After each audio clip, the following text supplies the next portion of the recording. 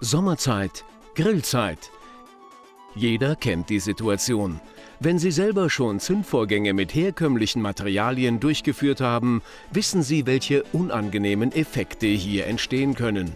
Der Grill oder im Winter Ihr Kamin lassen sich auch bei Verwendung von vielen Anzündern nicht entfachen. Unangenehme Nebenerscheinung: Ihre Hände riechen und die Anzünder trocknen irgendwann aus. Jetzt gibt es eine Lösung. Feuerzauber. Der Wachsanzünder für alle Kamine und Grills.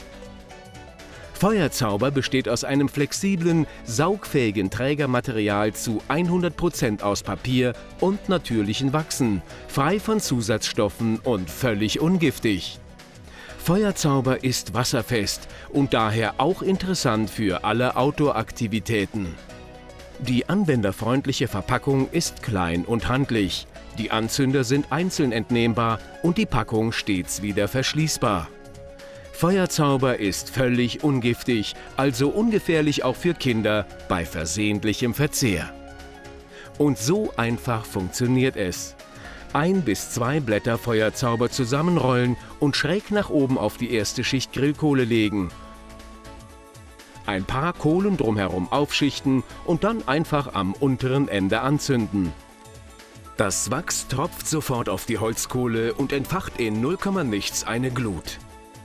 Das gleiche im Winter beim Kamin.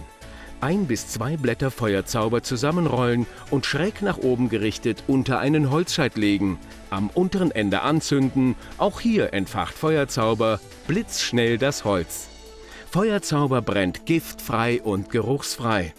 Beim Grillen gibt es keine Rückstände auf den Nahrungsmitteln. Das bedeutet gesundes Essen bei bestem Genuss.